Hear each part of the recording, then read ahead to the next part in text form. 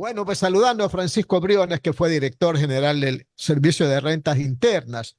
No sé si tenga cifras de abril, Francisco, para un poco evaluar las consecuencias del alza del IVA, especialmente, ¿verdad? Que empezó a regir a partir de abril, para saber los números de abril, tanto en el impuesto al valor agregado como en los impuestos especiales y el impuesto a la renta, haciendo una comparación con abril del año anterior. Quizás tenga alguna cifra para empezar la conversación, Francisco. Buenos días. ¿Qué tal, Alcides? ¿Cómo estás? También un saludo, Andrés, Noemí, qué gusto también verte por acá. Un saludo a todos. Interesante también analizar. Yo creo que en términos generales, en lo que tiene que ver con la recaudación, con los impuestos, con lo que ha venido pasando, creo que todo ha sucedido conforme a lo que se esperaba o quizás conforme a lo que el gobierno más o menos esperaba. Siempre se plantean metas, siempre se plantean números que al final del día tratan de predecir qué es lo que pudiera pasar, pero que dada la situación que está pasando en el Ecuador, dada la economía, dada la realidad que tenemos, me parece que ha salido bastante bien. Por un lado, en el tema de la recaudación, recaudando aproximadamente lo que se esperaba para el periodo, 600 millones aproximadamente, me parece. Luego también el efecto en el tema de la inflación, que ha publicado recientemente también el INEC, y tú ves allí una inflación de aproximadamente un 2%, que también es previsto, conforme a lo previsto, del impacto que pudiera tener un incremento del IVA, que al inicio, si bien pudiera haber un efecto inflacionario, luego ese efecto también se va diluyendo o reduciendo y que tampoco era esperado que sea tan grande. Así que en términos generales creo yo que la jugada de cierta forma ha salido conforme lo esperaba en torno al IVA. El gobierno además está recaudando por adelantado el impuesto a la renta del año 2025, lo cual también para el gobierno en la caja fiscal es positivo, siendo que para el sector privado y los grandes contribuyentes quizás no tanto. Y también, por otro lado, el tema de la remisión creo que van recaudando. Habrá que ver hacia finales del deadline o del plazo que hay para declarar el pago de las deudas tributarias. Si es que se logra recaudar, yo creo que va a estar medio complejo eso, pero igual todavía falta tiempo y habrá que ver qué pasa. Aquí hay unos datos que he recabado, ¿verdad? Que han salido publicados en los medios escritos, especialmente. Señalan que en abril, en IVA, en este abril de 2024, se recaudaron 2.430 millones y en el año pasado, por el mismo mes, se recaudaron 2.399 millones, o sea, más o menos un alza de 1,3%. Pero en cuanto a otros sectores, por ejemplo, en impuesto a la renta, consumos especiales y salida de divisas, han caído entre el 3 y el 8%. La expectativa era que subieron, pues en todo caso, porque subió el IVA, ¿verdad? ¿A qué se debe esta situación, según usted, Francisco? Yo me imagino que se debe, a ver, en primer lugar, creo que las cifras que tú estás dando son las cifras cuatrimestrales. Entonces la de entre enero y abril, ¿ya? Entonces, ahí sí es más o menos lo que tú dices, 2.000 y pico millones, y que de todas formas, yo te digo que se han cumplido más o menos los planes del gobierno en cuanto a la recaudación de enero al final del día, que la recaudación te crezca ya es positivo. Ya por mucho que sea un punto, 2 puntos o menos de un punto, es positivo que esté creciendo. ¿Por qué razón no crece más? Evidentemente por el tema de la desaceleración de la economía, ¿no? Y yo vengo diciendo que este problema económico que tenemos en el Ecuador, que estamos enfrentando, no se debe solamente a lo interno, sino también a lo externo. El mundo como tal atraviesa un proceso de desaceleración, de enfriamiento, en el cual se ha disminuido la demanda alrededor del mundo, China crece menos y ya quizás está por allí sin muchas modificaciones, que son los países más grandes y mayor demandantes, ¿no? Y por Estados Unidos, el encarecimiento del dinero, el encarecimiento del crédito, que también afecta al Ecuador. Hay una serie de medidas o de realidades tanto externas, internacionales, como locales a la Pero, interna pero, del pero país también que por la afectan a la inseguridad, economía. por los apagones y la especulación, pues, Francisco. Eso yo creo que todavía no está visto o evidenciado en las cifras. Me parece que eventualmente se irá.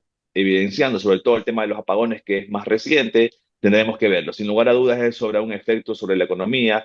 El tema de la inseguridad también está afectando sobre todo al tema turístico, al tema hotelero, y también hay una desaceleración quizás más notada, pero en general tendremos que ir viendo más adelante ya las consecuencias reales, creo, del incremento del IVA. Creo que todavía es muy temprano, muy pronto como para discutirlo, más allá de lo que la estadística te pueda decir de que se recaudó un poquito más, un poquito menos. Todavía el efecto económico creo que hay que verlo más adelante. Noemí, usted continúe con más preguntas. Sí, muchas gracias. Nada más que las cifras que estaba dando efectivamente el CIDES, que eran los 2.430, es la recaudación de abril de todos los impuestos. Entonces, Correcto, sí. en la recaudación de abril, el IVA sí subió en comparación de abril del 2023 en unos El puntos. único. El único, porque los demás impuestos, bueno, los otros ingresos en general, pero el impuesto a la renta bajó bastante. Eh, Francisco, de tu experiencia, el incremento de estos 3 puntos del IVA, mucho se hablaba de que se iba a contraer la economía, de que iba a haber, digamos, menos capacidad de adquisición, de que íbamos a ver que se iba a consumir menos, etcétera. Eh, Ahora veo que se ha anunciado, porque también por decreto ejecutivo el presidente puede reducir la tarifa del IVA en feriados y ha anunciado que va a reducir al 8% para el feriado que viene el 24 de mayo. Desde un punto más económico, estas políticas fiscales, digamos, que se toman de subir o bajar los puntos, digamos, ¿qué aporta más? En principio parecería que incrementar puntos es la mejor solución porque incrementas pues la tarifa, pero tenés esta contracción de economía porque es menor. Y al final también el tema de los feriados, pues tienes reducción de tarifa. ¿Cómo se pudiera, digamos, administrar o al final del día qué termina aportando más? ¿Reducir la tarifa o incrementar la tarifa de ese impuesto? A ver, creo que para ciertos casos puntuales, en el tema de la reducción de la tarifa para el sector turístico, en ciertos casos puntuales quizás hay un beneficio particularizado. Es decir, lo que quiero decir es que no creo yo que todo el sector diga qué gran medida o qué bueno que, porque esto me ayuda muchísimo. Pero seguramente habrán unos tipos de negocios que los benefician más que a otro tipo de negocios. Entonces, yo creo que de lo que se ha visto en una cifra, sí, el Estado deja de recaudar algún valor simbólico por el tema de la reducción del IVA, en particular para el sector turístico, pero tampoco es que eso se traduce o motiva a las personas a consumir más. Ya creo que el consumo lo haría con o sin el IVA reducido. Entonces, no sé, yo dudo un poco de lo eficiente que pueda hacer esa medida realmente, porque es una reducción pequeña, número uno, y además la gente no es que toma decisiones de hacer algo, no hacer algo en torno a ese impuesto y esa reducción tan baja que son de cuatro, bueno, en este caso ya serían 7 puntos, ¿verdad? Entonces, eso por un lado. Y luego por el otro, en el tema del impacto del IVA sobre la economía y sobre el consumo, a ver, creo que toda la teoría y todos los modelos económicos, e inclusive las primeras cifras que estamos viendo, sobre todo de inflación, te indican que sí, que al inicio un incremento en una tasa de impuesto como el del IVA te genera un impacto en el consumo, una contracción, digamos, menor, dependiendo del incremento que se hizo. En este caso, el incremento fue también pequeño, del 2 al 15, te crea un efecto inflacionario sin lugar a dudas, pero que luego en el mediano plazo todo vuelve a su cauce. Lo que quiero decir entonces es que sí, quizás en estos primeros meses veamos una inflación un poco quizás más alta de lo habitual. Ya vimos que fue en el mes pasado de 2%, que es bastante más alto de lo habitual, pero que tampoco, si se dan cuenta, es una cuestión abismal y descontrolada. Y eso sumado a que ya la economía como tal estaba atravesando, desde el año pasado viene en un momento de enfriamiento, de desaceleración, en el cual el consumo sí se viene un poco a poco restringiendo. Entonces, ¿qué es lo que pudiera pasar en esta coyuntura o en esta situación? Es que si a esa demanda que se viene contrayendo y ese consumo que se viene disminuyendo debido a la falta de liquidez, de recursos, se le suma un efecto inflacionario, probablemente porque el productor quiere trasladar todo el impuesto a los consumidores, probablemente va a haber un impacto todavía más drástico en el consumo que va a obligar al productor a decir, oye, tengo que ajustar y asumir yo parte de este costo. Y entonces en ese momento los precios deberían equilibrarse y el consumo debería equilibrarse. No estoy diciendo que va a crecer, pero al menos se debe equilibrar. Con lo cual, un impacto siempre hay, pero creo que en este caso, en el tema del IVA, quizás es el menos dañino en cuanto a las posibles medidas que pudo haber tomado también el gobierno. Sobre otro punto que hace un rato también lo mencionabas, las autorretenciones a los grandes contribuyentes. Estoy viendo en la página del Servicio de Rentas Internas y la recaudación es, entiendo yo a la fecha, 200, no estoy segura si esto es, sí, acumulado parece ser, 292,6 millones. ¿Hasta qué punto es positivo este régimen que le pusieron a a los grandes contribuyentes en cuanto a la liquidez y en cuanto al efecto que eventualmente pudiera haber el próximo año en devolución de tributos? Porque hay muchos casos que, bueno, el porcentaje ha sido considerable y que eventualmente pues terminará en pagos en exceso y que impacta directamente al flujo mensual de las compañías al tener que pagar estos porcentajes de retención. Claro, a ver, estamos hablando de un anticipo de impuesto a la renta que se estableció a partir de este año para los grandes contribuyentes. Me parece que como concepto y como medida de control, el concepto es un concepto que se usa en varias partes del mundo, incluido Perú, por ejemplo, en el cual tienes esta retención o este anticipo.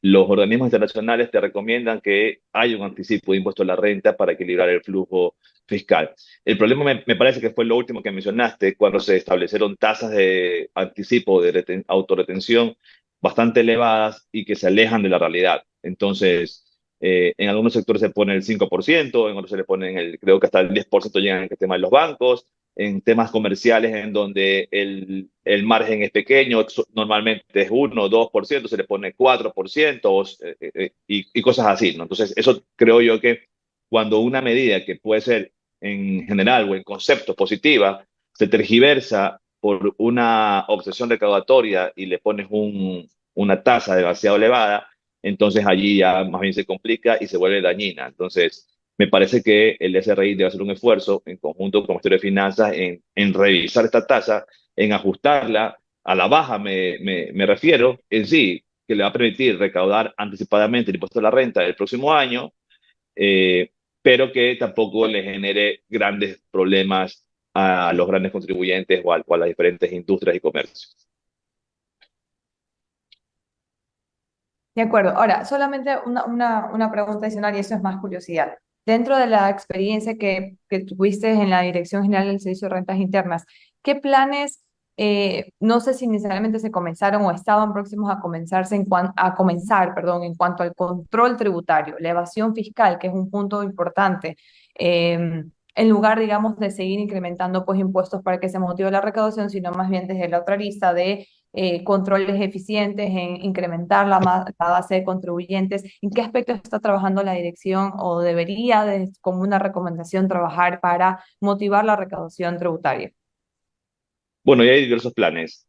Creo que lo más importante para poder aumentar la potencia de recaudación que tiene la autoridad o el SRI con los recursos o sea, con la normativa actual es invertir recursos. Y eso implica invertir en tecnología, y implica invertir también en personal, en nuevas tendencias como la analítica de datos, como la investigación de datos también, y también implica un apoyo de dos instancias, una es la ejecutiva, un apoyo político es importantísimo porque hay que respaldar lo que está haciendo la autoridad tributaria, y luego también necesita un apoyo y un respaldo de la justicia, porque muchas veces en la justicia los casos no se resuelven como la institución lo quisiera que se resuelvan debido o acorde a la ley. Entonces, en lo primero que dije, que es el fortalecimiento institucional de personas y de sistemas o de tecnología, hay un programa que se está ejecutando con financiamiento del BID, solamente que va a tomar algún tiempo llevarlo a cabo. La estimación de cronograma son 4 o 5 años, se empezó hace 1 año y medio, entonces la idea, lo positivo sería que eso se continúe ejecutando en los próximos meses y años con mucha velocidad, tratar de adelantar su ejecución para lograrlo lo más pronto posible y empezar ya a darle vida a estos intentos y a estas iniciativas que nosotros empezamos el año pasado, que es empezar a utilizar grandes volúmenes de datos. Hicimos el programa Falcon con el cual cruzábamos información. No puedo saber, no tengo conocimiento de qué esté pasando con eso ahora, si lo estén utilizando, pero ya ahí ya se evidenciaban y se podían ver grandes diferencias y de veracidad, es decir, valores que no se han pagado de impuestos, que se puede identificar fácilmente con el cruce de datos, y a partir de lo cual se tenían que empezar a hacer ya planes de control este año. No sé ya en qué habrá quedado eso, porque ya no estoy al frente del SRI, pero son iniciativas, esfuerzos que se empezaron para tratar de ir un poco en la línea que tú dices, de cobrar a lo que se tiene que cobrar, buscando las diferencias a través de los diferentes canales de control por parte de la autoridad tributaria. Perfecto. Alcides, continúe por favor con la entrevista. Correcto, 9 de la mañana, 45 minutos, 9 de la mañana, 45 minutos, Radio Atalaya y su programa de opinión política, Punto de Vista. Estamos dialogando con Francisco Briones Rugel, quien fuera hasta hace poco director del Servicio de Rentas Internas. Ingeniero Mendoza, ¿cómo está usted? ¿Cómo le va, Alcidito? Y continuando con esta interesantísima entrevista, porque el tema de los impuestos nos llega a todos de una u otra manera. A unos nos llega más en el sentido de la parte personal, empresarial. Hay gente que dice, no, yo no pago impuestos, porque yo pues, No, hay gente que dice, ¿cómo va a decir claro, eso? entonces Es una ignorancia. es una ignorancia, ciudadana. claro. Se toma una cola, ahí está pagando impuestos. Exacto, el IVA está En todos lados, en todo, con excepciones, por supuesto. con excepciones, pero a su vez para los componentes para fabricar o para transportar o para generar que esos productos que están liberados también pagan sus impuestos. Sí, pues. Entonces, sobre todo en la informalidad, piensan que no tienen esa carga en la parte de impuestos. Y si la tienen, aquí la pregunta, aparte de las muy sesudas interrogantes que planteó Noemí, que planteó Alcides, Francisco, es, por ejemplo, 29% bajó la venta de vehículos en el mes de abril por la subida del IVA, casi 30%. El Día de la Madre, que es pasado mañana, es el segundo día más activo del comercio del Ecuador. Y yo diría de internacional. El primero. Es el Navidad. Ah, Navidad, Navidad. por la demanda de Por- la descompra y todo eso. Exacto. Navidad. Navidad también es Navidad para los comerciantes. Claro, claro. Pero el que le sigue es el Día de la Madre. Y con esta, digamos, un poco que la gente se aguanta, no un poco, se aguanta, y que hay una contracción también en el sentido de que a las empresas grandes les han pedido adelantar pagos, tema de las contribuciones.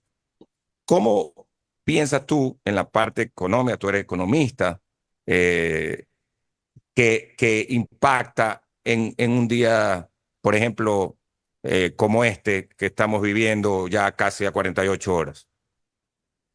A ver, mire, creo que el tema de los impuestos, si bien siempre restará poder adquisitivo a las personas, no me parece que sea el problema más grave actual de la economía y que sea lo que esté causando esta desaceleración. Lo que está causando esta desaceleración en la economía ecuatoriana, yo te diría, hay dos factores. El primer factor tiene que ver con lo fiscal. Cuando el gobierno se atrasa en los diferentes pagos y deja de pagar a los proveedores, entonces muchas cosas se quedan trabadas en el camino.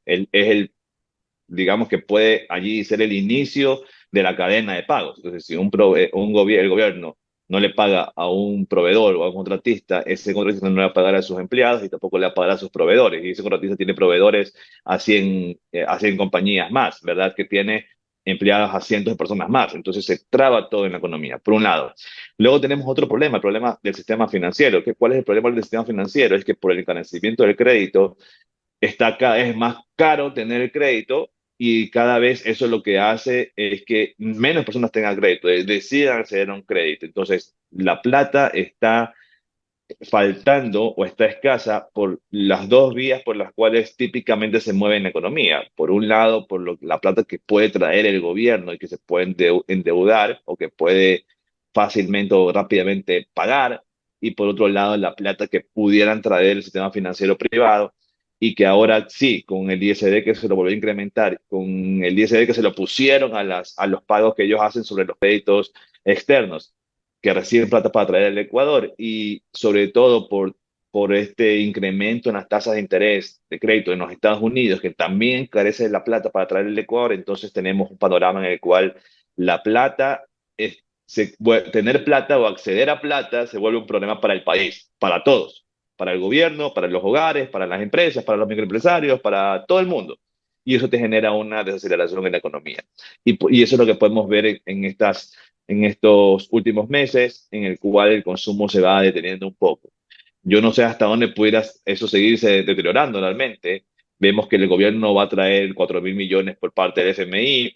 Habrá que verse si eso sirve para pagar la deuda externa o para pagar las deudas internas Los atrasos. y los atrasos y cómo se va a utilizar. Y luego también yo lo que he estado haciendo énfasis en varios foros que he estado últimamente decir, oye, si el gobierno no puede estar en la capacidad o no tiene la calificación o la reputación para acceder a crédito y traer plata al Ecuador, una de las cosas que debe estarse preocupando e impulsando es que cómo logro que los privados accedan a esa plata que yo no puedo acceder y traigan esos recursos a la economía, porque es fundamental que empiece a llegar recursos frescos a la economía, porque por el lado, hemos hablado de la plata para financiar las deudas que tiene el gobierno y hemos hablado de la plata por el sector privado para financiar nuevos negocios o para financiar el sector privado. Pero no hemos hablado también de la plata que se puede necesitar para financiar proyectos de inversión por parte del Estado, que eso no existe hace varios años, porque no hay los recursos. Entonces si tú me preguntas a mí, oye, dime en una sola cosa, ¿cuál es el problema en Ecuador actual en los últimos años? Te digo, es de plata, es de que no hay liquidez, no hay el circulante, no hay recursos para que mueva la economía. Claro. Y esa liquidez sí se siente. Y hay una queja, Se digamos, siente reiterada, ¿no?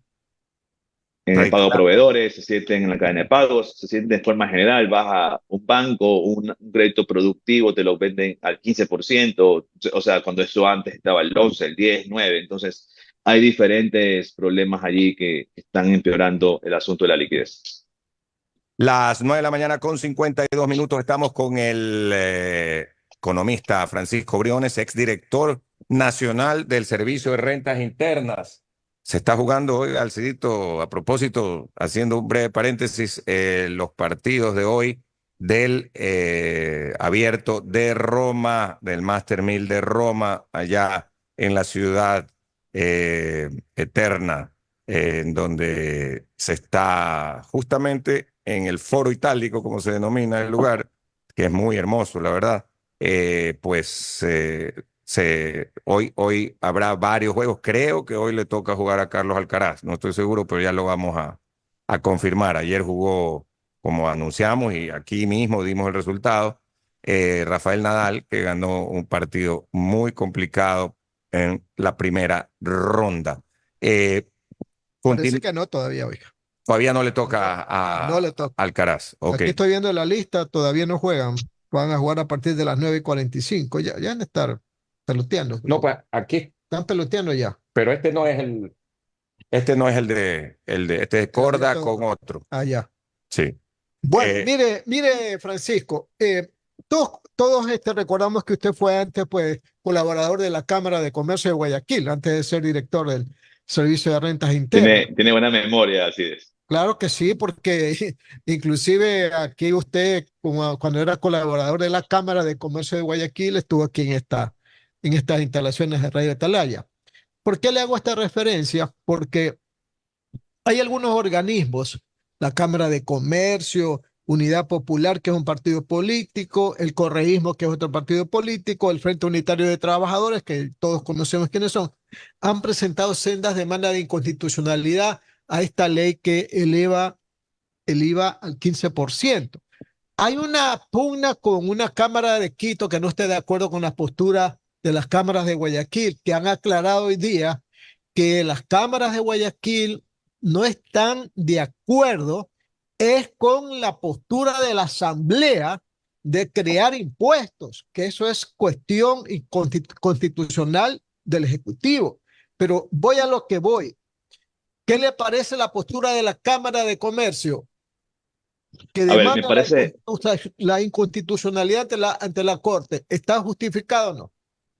está justificada porque de acuerdo a la Constitución y a la ley, quien tiene la iniciativa de creación de impuestos es el Ejecutivo, es el presidente. Y el presidente, recordemos todos que envía a la Asamblea Nacional un proyecto de ley casi que con un artículo único o un par de artículos en el cual decía increméntese el IVA. Y es la Asamblea que se pone creativa, como siempre, como recientemente se puso creativa para crear obligaciones que el Estado no puede cumplir en el tema del hogar. Es la Asamblea que se puso creativa y luego dice, me invento 4 impuestos más. Y se puso ahí a poner contribuciones, y se puso ahí a crear impuestos para la banca, y se puso ahí a poner unas diferentes tipos de medidas.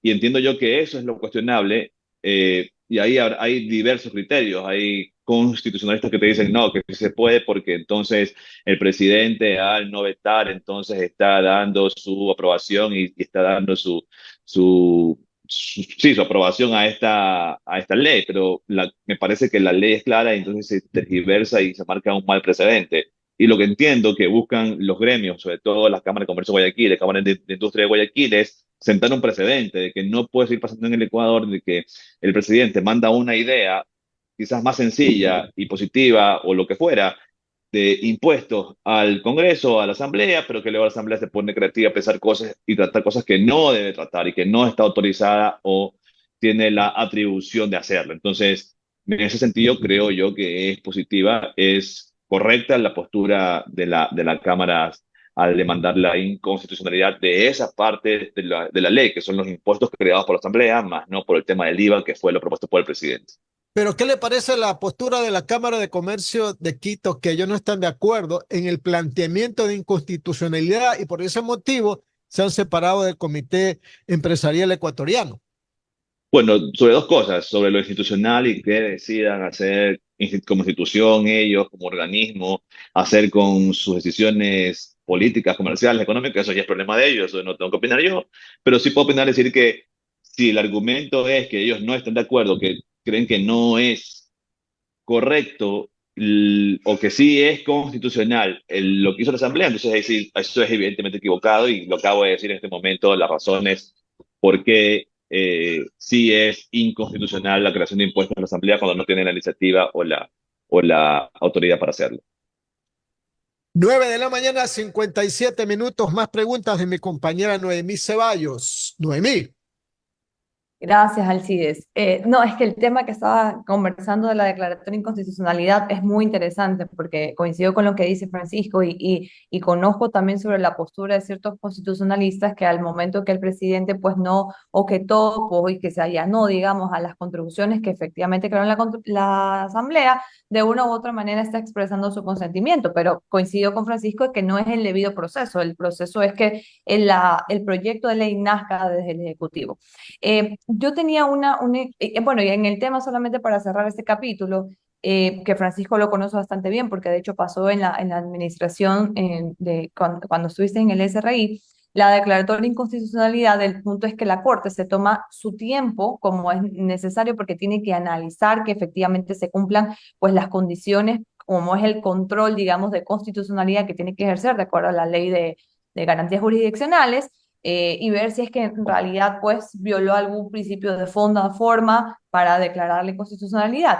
Hay una ley que se declaró de inconstitucional 11 años después y habían algunos impuestos, como es el tema que lo conoces bastante bien, el impuesto a la salida de divisas y el impuesto único bananero, que fueron impuestos que se crean en el 2011, una ley que 11 años después fueron declaradas de inconstitucionalidad y no es retroactiva la ley. Entonces no pudieras, digamos, devolver los efectos que provocaron el pago de impuestos, como sería el tema de las contribuciones, que eventualmente ya fueron pagadas y que falta una el próximo año. Ahora, yo tengo una inquietud. En el año 2021 se publicó una ley. Se publicó una ley en donde se eliminaron incentivos tributarios que estaban vigentes del año 2018. Mi pregunta va orientada en el tema de lo que comentabas hace un momento, de que el problema en Ecuador fundamentalmente viene por la escasez de liquidez que hay, que se siente de que se debe dinamizar más la economía. En su momento se eliminaron estos incentivos que iban orientados a otorgar rebajas o exoneraciones de impuesto a la renta por las inversiones nuevas y productivas. Eliminar estos incentivos de una u otra manera era porque en realidad no se estaba viendo ese retorno de beneficio en cuanto al sacrificio fiscal que estaba haciendo el Estado y el sentir que en realidad o efectivamente sí estaban ingresando divisas al Ecuador o por dónde iba el asunto. Y la pregunta final sería entonces, estaban mal enfocados los incentivos, o otorgar incentivos tributarios no necesariamente garantizan de que vaya a haber pues más empleo, que vaya a dinamizar la economía? ¿Cómo se lo puede administrar? A ver, varios temas allí. El primero de todos es que cuando el SRI todos los años elabora un documento que se llama el análisis de gasto tributario. Y allí tú puedes ver es un reporte bien completo, porque tú puedes ver allí cuánto ha implicado ese sacrificio fiscal por ese beneficio tributario, es decir, cuánto el Estado dejó de recaudar por dar un descuento, una deducción, cualquier beneficio tributario, lo que fuera una exoneración, cualquier beneficio tributario para el sector empresarial, número uno. Número dos, ahí tú también puedes ver cuántos beneficiarios y quiénes han sido los beneficiarios. O sea, no vas a ver el RUC de la empresa, pero vas a ver cuántos beneficiarios hay por cada tipo de exoneración, de deducción, de beneficio tributario. Y en la gran mayoría de ellos, tú sabes que en el Ecuador hay aproximadamente 60.000 empresas de todos los tamaños, de las más grandes hasta las más pequeñas, y en la mayoría de ellos tú veías ahí números de beneficiarios 5, 4, 3, 10. Y en solo unos pocos tú veías 200, 500, 1000, ¿ya? Entonces, la pregunta que te viene ahí, entonces, ¿son estos verdaderos beneficios, incentivos tributarios para la economía, para el sector productivo, o han sido beneficios que a lo largo del tiempo se establecieron en el Congreso a través de algún tipo de lobby, de alguna negociación o de algún acceso al poder que se escribió en una ley por parte de cualquier persona que haya estado redactando la ley o que haya enviado la iniciativa de la ley? Entonces, número uno, a tu pregunta es, se eliminan porque estaban sumamente concentrados, porque estaban beneficiando particularmente a un sector en específico o a unas cuantas empresas en específico, con lo cual no se cumple con los principios de los tributos que tienen que ser generalizados. Entonces, ¿hacia qué se propendió en esa ley y creo yo en algunas que han venido posteriormente? Hacia beneficios de aplicación generalizada, porque esa es la otra cara de la moneda, ese es el otro punto. Que cuando un beneficio se torna que tienes que tener un mil trámites para cumplirlo, entonces son trabas para que se cumpla el beneficio y solamente puede acceder a ese beneficio quien tiene la plata, el poder, la asesoría, el conocimiento de hacer el trámite para poder acceder al beneficio.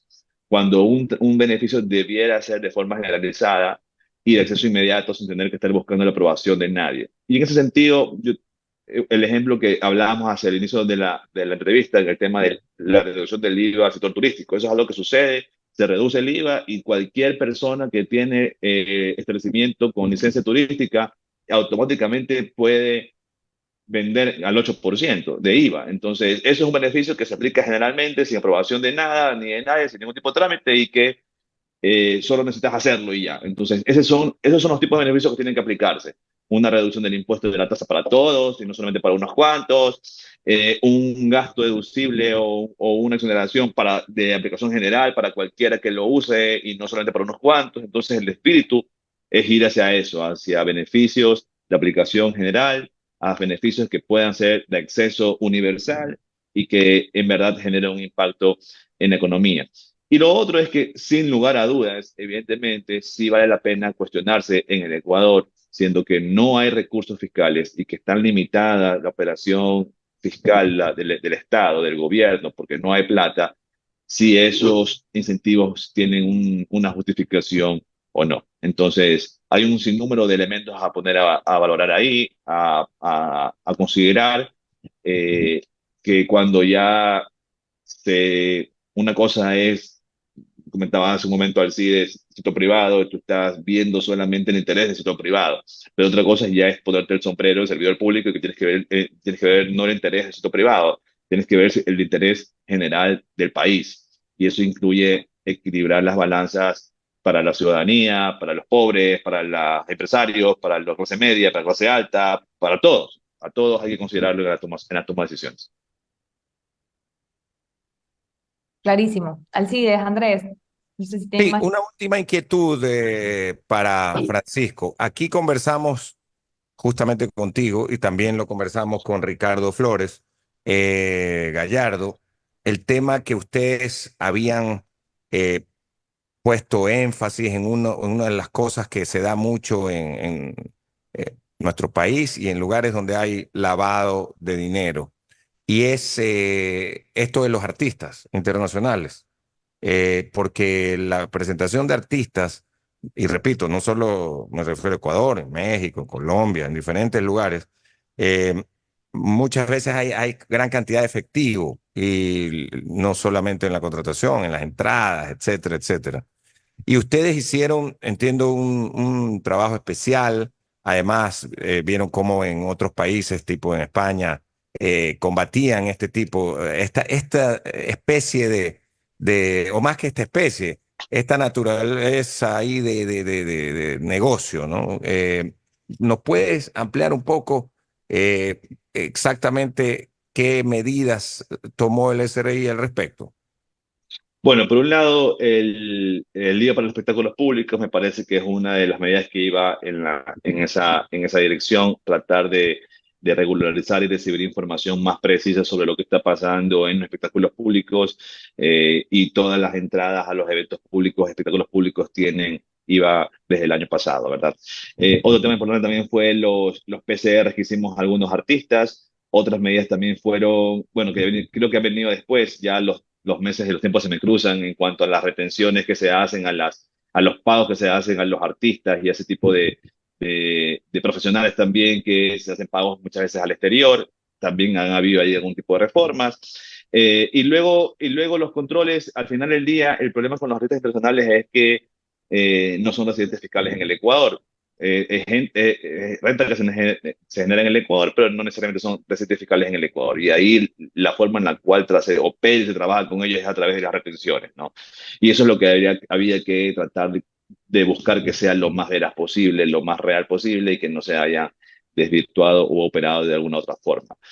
El problema ahí siempre fue de que es súper alta la retención y por lo tanto encarecía el costo para traer esos tipos de artistas, y por eso te digo que se hicieron esos ajustes por ese lado. Pero en términos generales, fue uno quizás de los nichos que se operó buscar, en cuanto también a lo local, no solamente los internacionales, sino sobre todo los locales, que son de quienes tienen el SRI realmente, si se puede decir de alguna forma, potestad para cobrar el impuesto, dado que son residentes fiscales nacionales.